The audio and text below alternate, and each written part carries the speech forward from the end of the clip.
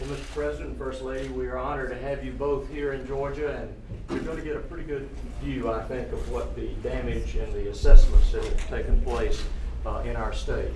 We are fortunate that we did not get hit in some respects as nearly as hard as Florida did, but we had extensive damage, especially as it relates to our agricultural community, and you're going to have an opportunity to meet with some of those. I want to commend you for your secretaries. And we're, of course, pleased to have our own secretary that's a member of your cabinet, former governor of St. Perdue. You know, between the two of us, we have been the chief executive of the state of Georgia for the last 16 years. So we're very pleased to have him, but we're also pleased to have so many contacts that have been made by the members of your cabinet that have done an exceptional job. And of course, we're glad to have your FEMA director here, Brock Long. He and I have talked multiple times, and I have appreciated his involvement and concern about our state. And his people are doing a great job working with our locals, and that's the important thing, as you all know.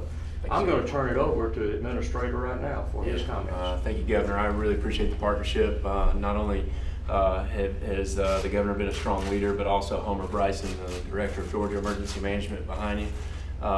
This is all about partnership. Unfortunately, Georgia is no stranger to hurricanes. This is where I started my career. I married a Georgia girl, by the way, too. But bottom line is it was a significant hit coming into Southwest Georgia. Category 2 winds, as you can see, the swath that's behind us, Mr. President, here. And not only do you see similar damage where trees are down on homes, and there was a tremendous hit to the communications and power infrastructure, but you're going to see generational losses to the agriculture industry as well. The timing of the storm is pretty tough, as Secretary Perdue would tell you. But our focus is life sustainment, trying to do everything that we can to get access to all the areas to help get the infrastructure, the private sector partners and our power partners that are represented here with Georgia Power.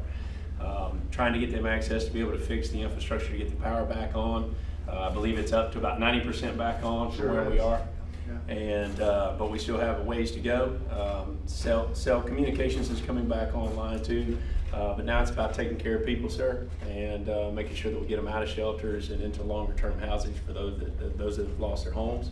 Our staff is pushing forward in the field with disaster survivors, and we'll continue to register. We need people to register with 1-800-621-FEMA or disasterassistance.gov in Georgia. So I'll turn it back over to you, Mr. President. Well, thank you very much, Brock. I want to just commend you on the job you're doing. We just left Florida, and they're so thrilled with what's happened with our people, our talent, but they're not thrilled about this hurricane because this was brutal. They haven't seen anything like it, and possibly there hasn't been anything like it. The wind's almost 200 miles an hour, just wiped houses away. The foundations, everything gone.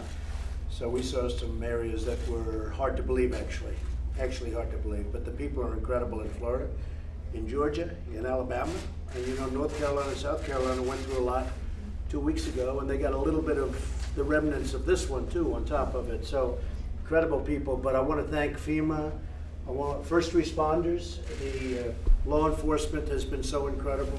Secretary Nielsen, you work so hard.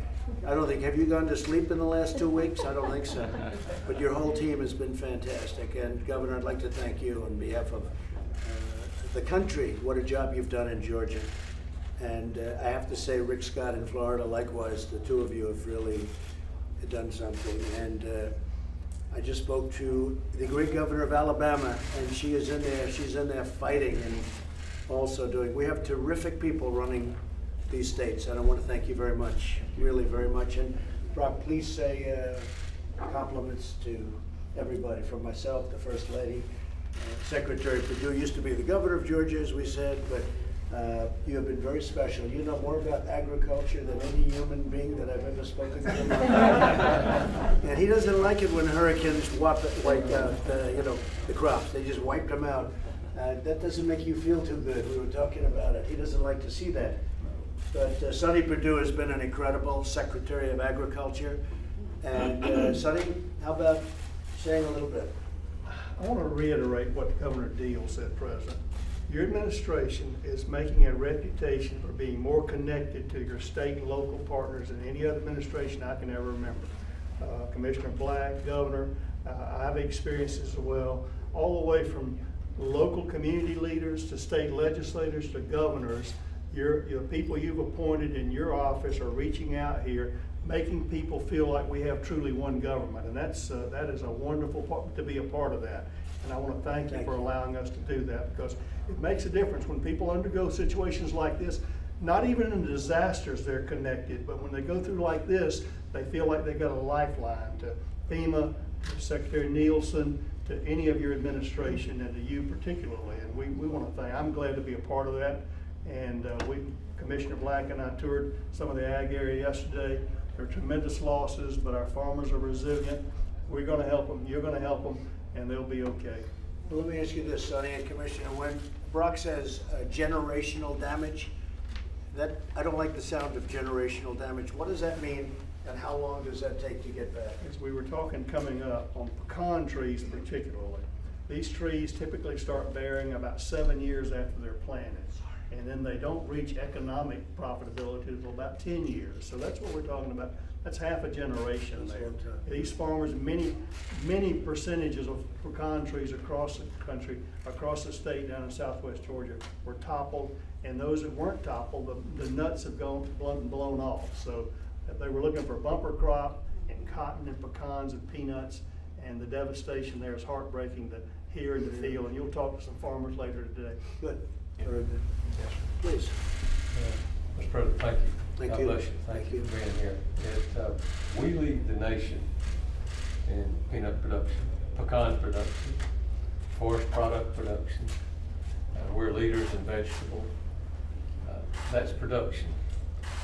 Today we're leading in destruction, unfortunately. We will lead in rebuilding. No doubt about it. And I had members from the Intergovernmental Relations from the White House. I had 2 telephone calls while the winds were still blowing. Yeah. And I've had good fortune the last year and a half or so to be in and out some in places where folks who do the job I do have never had the opportunity. Secretary used to say that agriculture, when he was the governor and when Governor Deal, we get to come in the front door. Oftentimes it's been the back door, and it's certainly it's not been that way, and we're grateful to you. And I promise you, we're gonna continue to work. We do have an outstanding group of people for you to visit personally with this afternoon. Okay, I look forward to that. I look forward to seeing some of the farmers. They're great people, and we will do that. And that is true. Jimmy Carter, peanut farmer, and a nice man. He is a nice man. Met him on numerous occasions, and you think about it, that's what he did, right? Peanuts. So it's great. Do you have any questions, Bruce? Mr. President, also American Red Cross, Very huge good. partner Good job. as well. Thank you. I heard. Good job. You know, it takes a whole community to overcome these types of disasters, and so it's not only neighbor helping neighbor all the way to federal government, but if it wasn't for the volunteer organizations active in disaster, these guys do a whole lot to help temporary shelter people, and that's what's going on here. And we couldn't do it without you. So thank you. We have a great partnership. Thank you. Jim Power is coming back pretty quickly, right? Yes, sir. I'm not surprised. I know your company well. I'm not surprised. Any questions, please? Mr. President, you just left Florida. Are you concerned that there is a possibility that up to 17 F-22 stealth bombers were damaged at Tyndall Air Force Base? No, I'm not hearing that. They were under repair. Many of the aircraft were flown out prior to the hurricane, but some you can't because the engines are taken out and they're doing a lot of heavy repairing work. We're gonna have a full report. There was some damage, not nearly as bad as we first heard. Are you concerned about how much that might cost though? I'm always concerned about cost. I don't like it. Do you have any In fact, my estimates? first question is, why didn't they take them out? That's because they were fixing. You know, this hurricane happened very quickly. In fact, it was a storm. Nobody thought it was a big deal, and then all of a sudden it started, and then became a Category 4. It happened very quickly. No, we think it's much better than we originally thought, but there was some damage, no question about it. The F-22 is one of my all-time favorite planes. To me, it's the most beautiful fighter jet in the world, and one of the best. Yes, sir, go ahead. Are you going to ask Congress for supplementary funding to Yeah. respond to these hurricanes? The governors know that we're there for them. I spoke with Rick Scott in Florida. Governor, you know that. We're right with you. And we'll be helping Alabama. We'll be helping all of the, as we have been with North Carolina, South Carolina. So we're there. Are you worried at all about the deficit? I always worry about the deficit, but what are you gonna do? You have a hurricane, I have to take care of the people, so the deficit's always a problem for me, but we take care of our people, most importantly. Is there a preliminary estimate on how much it's gonna cost to help all these people? I think, Governor, do you wanna make a comment on that? Do you have any ideas yet? Very early. Mr. President, it's still too early unless Brock has some more. So it will take some time. We do what are called preliminary damage assessments and to get more details, but that the true cost won't be revealed for quite some time. Mr. President, when you ran for president, did you ever imagine you would spend this much time thinking about the weather? Well, the weather's been a factor, and yet they say the worst hurricanes were 50 years ago, if you can believe it. In fact, the one that they say was worse, there were 2 or 3 worse. One was in the 1890s, and one was exactly 50 years ago. The winds were 200 miles an hour, so who knows? But that's what the numbers you are. addressed But climate we change. are. I did. I addressed it last night on 60 Minutes.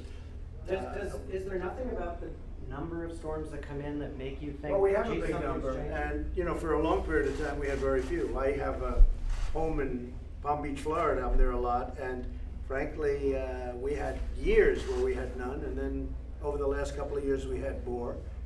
And hopefully, we'll go back to many years where we have none. But we have been hit by the weather, there's no question about it. But it is interesting that the worst of all time, 1890, and as you know, 50 years ago was the last really great one that was supposed to be worse. I don't know if it gets worse. I've never seen anything where houses were ripped off with the foundations. You see, the foundations are actually taken out. So it's really, it's pretty amazing. But we have to get it taken care of, most importantly. Anybody else? Last night in your comments about climate change, you said that there is something there, and previously in the past you called it a hoax. What changed? No, there's something there. There's no question. There is something there, man-made or not. I mean, there's something there, and it's going to go, and it's going to go back and forth. But there is something there. But again, 50 years ago it was brutal. 1890s were brutal. You have different times, and the main thing is we have to make sure things get brought back to perfect condition. That's what we're doing. We have tremendous support from the farmers. The farmers really got hurt, especially in Georgia. In Florida was housing and other things, and over here your farmers were really, those crops were really uprooted. But we're going to get it taken care of. Mr. President, the latest research from NOAA says that climate change will make the strongest hurricanes even stronger. Do you agree with that assessment? I'll have to look at it. I haven't seen that, but I would certainly have to look at it. When you see impacts like this to the U.S., does it affect at all your decision in renegotiating the Paris Climate Accord? Now, I want crystal clean water. I want the cleanest air on the planet, which, by the way, now we have. It's gotten better since last year, even better. And I'm very, very tough on that. So when you talk about environmental, I am truly an environmentalist. A lot of people smile when they hear that. But I have the cleanest air, and I'm going to have the cleanest air. But that doesn't mean we have to put every one of our businesses out of business. That doesn't mean that we can't compete, or we're not allowed to compete with other nations that aren't doing what we're doing. And we're competing very well. Our nation's the hottest nation economically on the planet by far, even though we're very big. I mean, we're up $11.7 trillion since I got elected. Nobody thought that would be possible. And other nations, as an example, China, not that I wish this, but they're down many trillions of dollars. So we're doing really well, and I want to keep it that way. Yes, please. Yes, sir. Sir, can I ask an off-topic question? Sure. There's a reports that the Saudis might say that Khashoggi was killed during the unauthorized interrogation. Does that sound I just saw plausible? that, Steve. I just don't know. I'm going to have to see what they say. And we're working very close with Saudi Arabia and with Turkey, and they're working together to figure out what happened. And they want to know what happened also. So a lot of people are working on it, Steve, a lot of people. And we'll be bound very much by that. We'll see. I heard that report, but nobody knows if it's an official report. So far, it's just the rumor of a report coming out. Yes, ma'am. What instructions did you give Pompeo, Secretary Pompeo, when he was sent over? Well, I'm really sending him just to find out really firsthand what happened, what they know, what's going on. He may go to Turkey, he may not. He may meet with all of them together, but we want to find out what happened. And he's got instructions to find out what happened. We're talking about the whole situation with Saudi Arabia that you've been reading about, I'm sure, very much. But it's a terrible situation. There's no question about it. I don't like it one bit. Okay? Has Yes. your thinking changed about Secretary Mnuchin going to the conference? He's going to make that decision. We're going to see who's going. It's got a while to go. You know, it's Friday. He has to know by the end of Friday. And we'll make that decision. We haven't made a decision about going yet, but he's going to make that decision sometime prior to Friday. Since we already went off topic, Mr. President, Senator Warren released some of her DNA results that show a strong likelihood that she does have Native American roots. How much? 1,000? Do you owe her an No, what is, apology? no, I don't, What about the money absolutely. that I you- owe her. She owes the country an apology.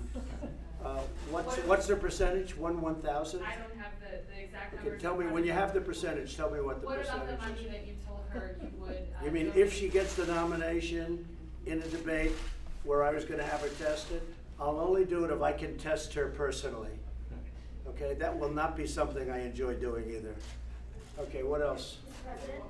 Okay? Yes, President, ma'am. over the weekend you signaled that you're considering reviving the child separation policy. Have you discussed? I didn't consider anything. I'm considering changing the immigration laws, and I've been doing it for a while because we have the worst, as the governor can tell you, as everybody can tell you, as Sonny can tell you from your time as governor.